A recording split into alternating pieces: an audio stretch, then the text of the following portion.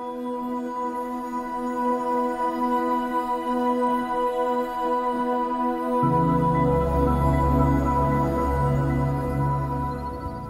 warahmatullahi wabarakatuh. Selamat pagi Bapak Ibu sekalian, guru-guru saya yang saya hormati, teman-teman sejawat sekalian.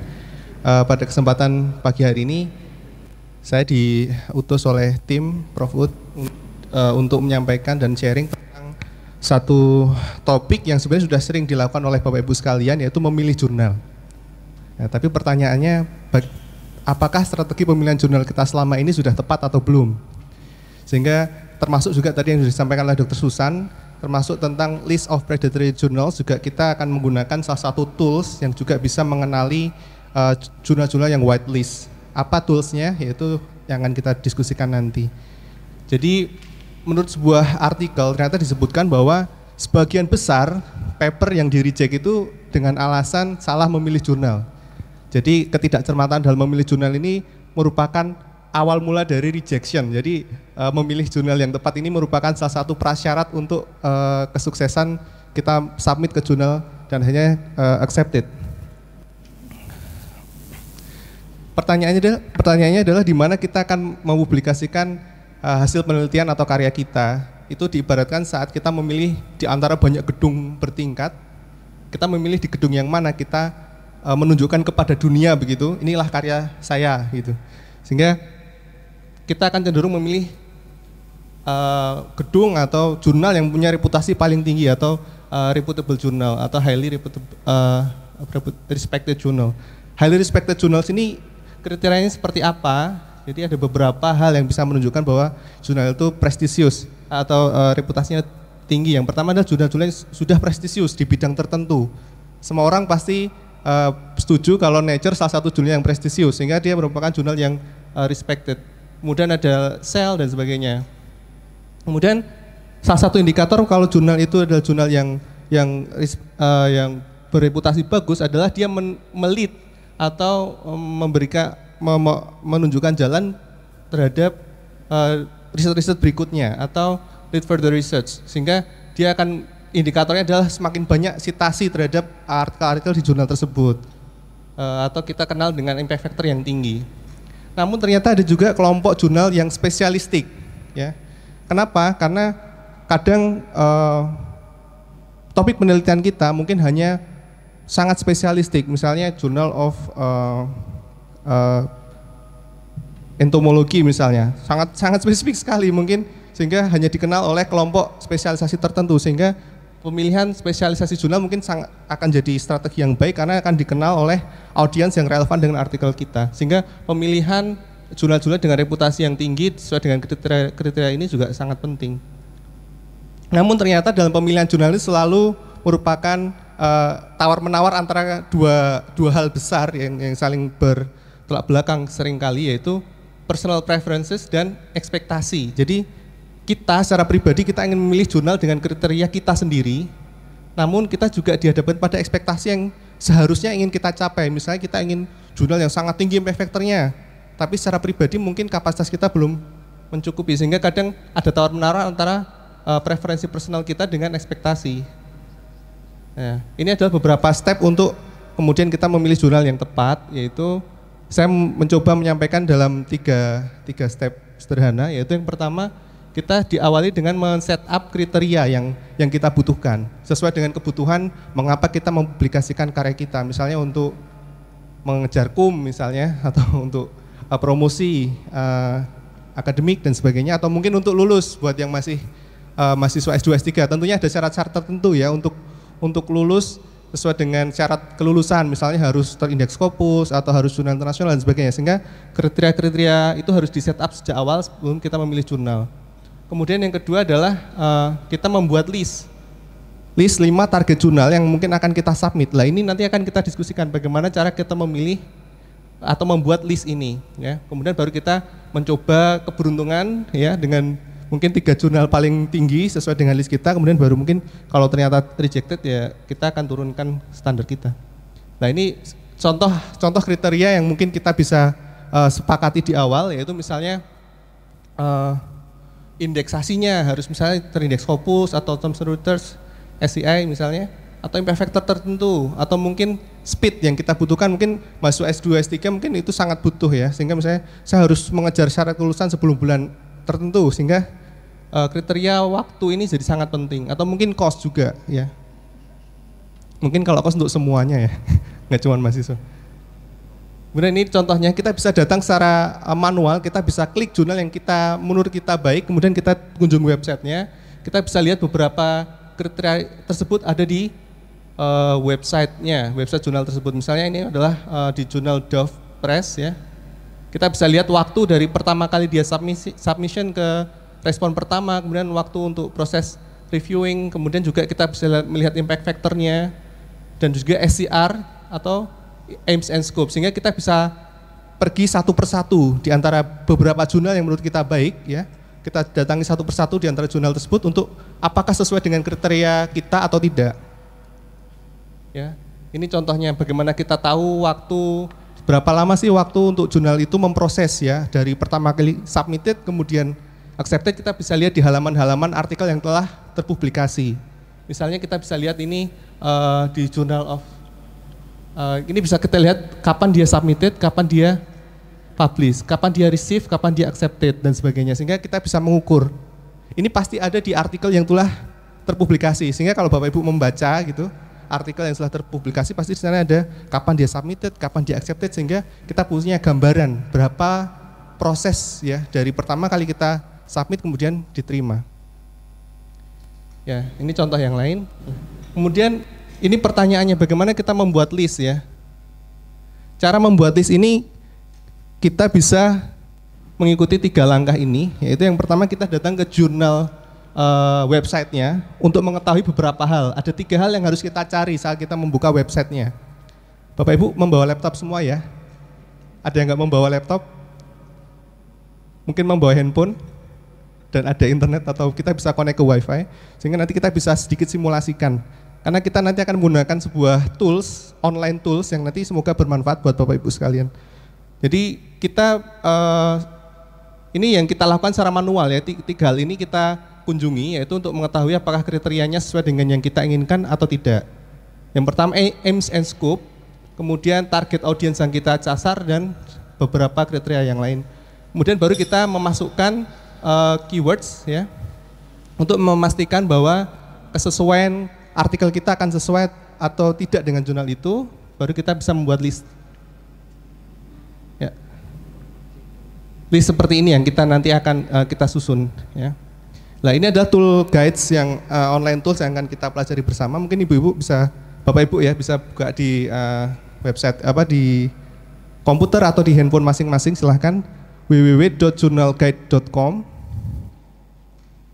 www.journalguide.com. Ya, kemudian dari halaman pertama dari website tersebut kita akan melihat ini adalah kolom untuk kata kunci, ini adalah kolom untuk deskripsi apapun yang tentang yang bisa menggambarkan isi manuskrip kita. Bahkan kita bisa copy paste abstrak kita di sini. Ya, kemudian setelah itu kita bisa klik search di sini. Ya, bisa klik kata kunci atau copy paste abstrak Bapak Ibu sekalian. Kita bisa cobakan ya. Kemudian nanti akan keluar seperti ini. Misalnya saya ketik cancer stem cell ya. Cancer stem cell, maka keluar pilihan-pilihan jurnal yang relevan untuk saya coba submit. Ya, kemudian kita bisa lihat di sini ada beberapa hal kita bisa klik ya untuk memperkecil pilihan jurnal ya. Misalnya kita pastikan satu ini sudah terverifikasi. Verified, ini bisa diklik di verified. Verified itu artinya dia adalah jurnal guide ini sudah mempunyai whitelist journals, yaitu whitelist yang sudah menggunakan beberapa database termasuk Beall's list tadi. Jadi ini sudah dipastikan kalau kita klik verified pasti bukan predatory journal. Bahkan menggunakan beberapa tools yang lain seperti CRAPP dan sebagainya. Sehingga kalau kita klik verified ini insya Allah aman ya. Kemudian apakah kita mau yang open access atau tidak, kita juga bisa klik. Dan relevansi dalam 10 tahun terakhir atau bahkan lebih misalnya. Ya, kemudian akhirnya akan keluar jurnal-jurnal, pilihan jurnal yang bisa kita submit ya. Misalnya waktu saya coba masukkan kata kunci cancer stem cell, maka yang keluar ini ada 69 kalau tidak salah. 69 pilihan jurnal ya, yang dimana dalam pilihan-pilihan tersebut ada kriteria-kriteria yang mungkin menjadi penting untuk proses pemilihan, yaitu misalnya pertama ini skor ya. Skor ini adalah begini penjelasannya. Jadi Journal Guide sudah memiliki 1000 list jurnal yang sesuai dengan kata kunci ini, maksimum 1000. Kemudian dia susun ranking sesuai dengan banyak sedikitnya artikel yang match. Semakin banyak artikel yang match, artinya jurnal itu semakin relevan dengan manuskrip kita. Sehingga kalau kita memilih jurnal itu, maka kemungkinan acceptance-nya akan lebih tinggi ya. Sehingga ranking ini, berdasarkan ranking ini jadi penting ya. Ini adalah judul jurnalnya, ini artikel yang match atau yang relevan dengan artikel kita. Semakin banyak artikel yang match, maka semakin baik, karena artinya dia semakin relevan dengan artikel yang akan kita submit. Kemudian di sini juga ada publishernya, sehingga kita bisa punya gambaran society apa atau publisher apa yang menerbitkan jurnal tersebut, untuk menggambarkan seberapa baik reputasi jurnal itu. Kemudian di sini juga ada indikator, yaitu impact menurut SNP ya ini ya. Jadi berapa impact factor jurnal itu. Kemudian speed. Speed ini bisa waktu dari pertama kali submit sampai dia respon pertama, atau mungkin proses dari submit hingga accepted secara rata-rata dari yang disampaikan oleh jurnal. Sehingga speed ini bisa jadi salah satu referensi sesuai dengan kriteria yang kita set up dari awal. Kemudian apakah ini open access atau tidak, dan kita juga bisa memfollow jurnal yang kita mau untuk mendapatkan update atau informasi yang continuous dari jurnal itu. Ya, kemudian di kolom paling kiri ya, ini di kolom paling kiri, misalnya kita waktu saya klik cancer stem cell, maka di kolom paling kiri ini bisa kita klik compare ya. Kita bisa klik 3 jurnal yang menurut kita paling baik ya. Ini sudah mencoba Pak? Ya diikutin ya. Jadi kita bisa klik 3 jurnal yang menurut kita baik ya. Kita klik compare, kemudian di paling nanti akan keluar di kanan bawah akan keluar tombol compare ya. Keluar nggak? Keluar ya. Setelah itu kita klik tombol compare, nanti akan keluar hasil seperti ini. Nah ini list untuk membandingkan 3 jurnal yang menurut kita baik tadi berdasarkan tabel tadi, nanti akan keluar 3 jurnal seperti ini. Sesuai dengan kriteria-kriteria mungkin penting untuk kita ketahui, misalnya apakah ini verified, semua sudah verified ya, berarti ini insya Allah aman dari predatory, dari segala macam blacklist ya. Kemudian ini berapa impact-nya, kemudian berapa waktu responsiveness-nya ya, dan sebagainya. Dan yang menarik dari sini adalah kita juga bisa melihat ini. Kolom paling bawah ini adalah indeksasinya, indeksasi jurnal tersebut. Kalau kita di Indonesia ini kan Scopus minded ya, sehingga kita harus pastikan Scopus ada di banyak sekali indeksasi jurnal itu. Ya, kalau ada Scopusnya ya berarti aman untuk kita mungkin untuk kredit ya. Kemudian selain itu apalagi yang penting dari sini, kita bisa mengklik, kita dari 3 pilihan listing ini kita kemudian bisa kita mana yang menurut kita paling baik ya. Misalnya dari 3 pilihan jurnal ini saya pilih Cancer Research misalnya.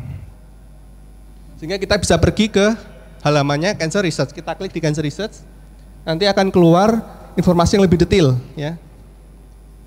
Dan misalnya Cancer Research, pertama kita pastikan aims dan scope-nya ya. Kemudian speed-nya, speed dari pertama kali ini.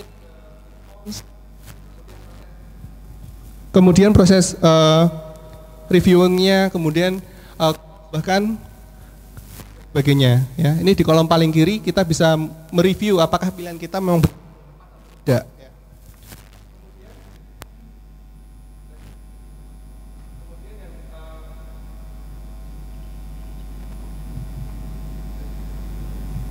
Tes.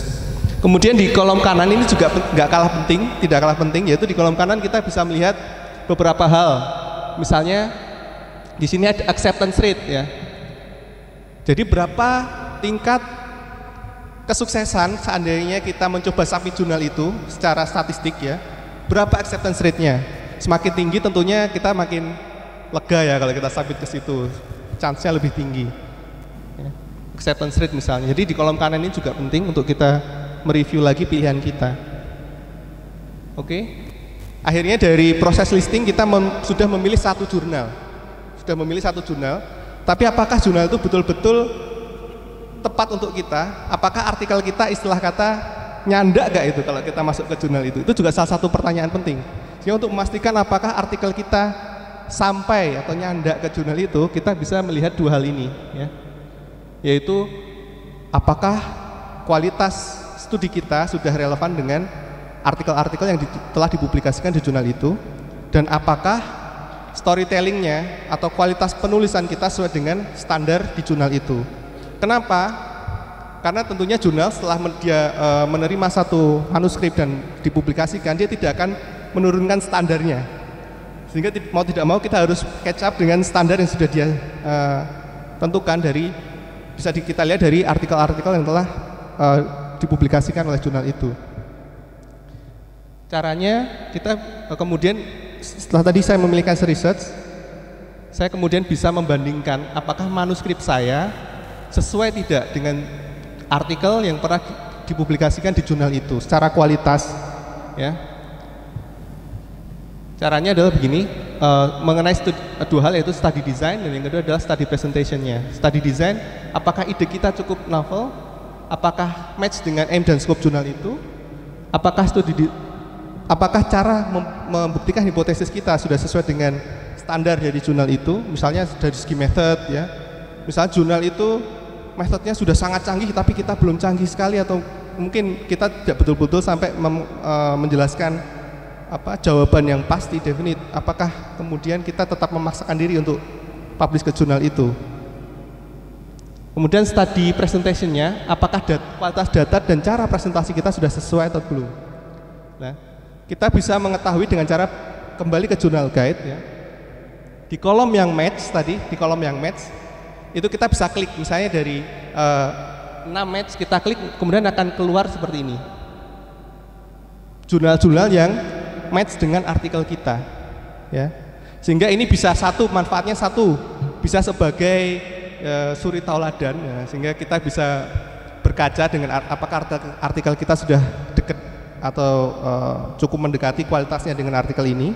Dan yang kedua juga sebagai literatur kita juga bisa, oh ternyata artikel-artikel yang relevan dengan studi saya ini saya bisa membaca, bisa citasi juga. Ya, jadi kita misalnya dari case research tadi ada 6 artikel yang sangat match, maka kita bisa lihat apa saja judulnya, apa saja, bagaimana abstraknya, sehingga kita bisa membaca, ya. Apakah ini cukup? Kira-kira cukup nggak? Cuman tahu judul dan abstrak kira-kira cukup tidak untuk kita tahu study design dan presentation? Belum, ya. Sehingga akhirnya dari sini kita kemudian copy judulnya, kita cari di search engine, untuk akhirnya kita bisa lihat apakah kualitas presentasinya artikel kita relevan dengan artikel yang pernah dipublikasikan tersebut, apakah proses atau metodologi abstraknya juga sesuai dengan standarnya, ya. Sehingga dari proses ini pada akhirnya kita bisa memilih jurnal yang tepat dengan harapan tingkat acceptance-nya juga tinggi, sehingga kita terhindar dari proses yang kita tidak inginkan, yaitu rejection, ya. Mungkin sampai sini ada yang jelas? Ya, kalau kita ingin menilai kualitas manuskrip kita itu pada tahap yang kita head to head membandingkan. Jadi misalnya kita manuskrip kita kan tentunya kita ingin masukkan ke jurnal yang memang bisa menerima artikel kita, gitu. Sehingga kita di tahap untuk mawas diri, apakah artikel ini ketinggian nggak ya jurnal ini buat saya, atau bahkan mungkin terlalu rendah jurnal ini misalnya. Sehingga pada tahap setelah kita menentukan jurnal itu, kita harus melihat artikel yang pernah dipublikasikan di jurnal itu yang relevan dengan studi kita, baru kita bandingkan head to head. Dalam hal apa? Dalam hal study design-nya, ide penelitian kita, kemudian study presentation-nya, kemudian metodologinya, sehingga saat kita melihat apakah artikel kita cukup berkualitas atau tidak adalah di tahap membandingkan head to head tadi. Maka dari awal kita juga harus punya kriteria kita sendiri, misalnya dari impact factor, saya tidak butuh terlalu tinggi misalnya, atau dari tadi kan di kolom yang Ya, di kolom ini mungkin kita butuh yang cost-nya murah atau kita butuh yang cepat. Sehingga kita dari waktu pemilihan dari 51 yang direkomendasikan itu kita bisa pilih 3 yang paling menurut dokter paling baik. Ya, baru kita nanti membandingkan artikel yang yang match tadi dari 3 jurnal itu saja, tidak perlu 51 kita bandingkan satu-satu. Tapi kita cukup dari 3 saja yang menurut kita paling baik. Jawab atau masih belum pas?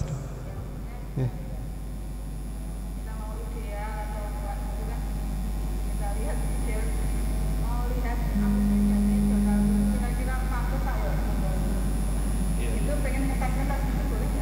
Boleh kan, tadi dari 5 list tadi kan kita pilih 3 yang high expectation, dan kita juga harus tahu kita punya plan B yaitu 2 jurnal yang low expectation. Sehingga seandainya kita try, ini kan ada tahapan yang kita try our luck gitu ya. Di jurnal yang tinggi, kalaupun ternyata rejected, ya akhirnya kita harus turunkan dari ya ranking 1 ke 2 ke 3 4 5 gitu. Tapi dengan catatan kalau waktunya juga cukup ya. Ada pertanyaan lain?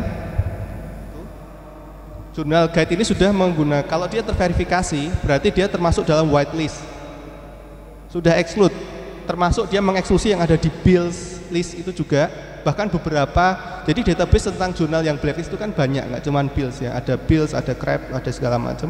Jadi jurnal guide ini menggunakan beberapa database tentang blacklisting ya. Sehingga yang sudah terverifikasi berarti dia sudah aman, sudah whitelisted. Terima kasih. Ada pertanyaan yang lain mungkin? Kalau tidak ada, mungkin saya kembalikan kepada Dr. Gunadi sebagai moderator. Mohon maaf atas segala kekurangan dan kesalahan. Terima kasih. Wassalamualaikum warahmatullahi wabarakatuh.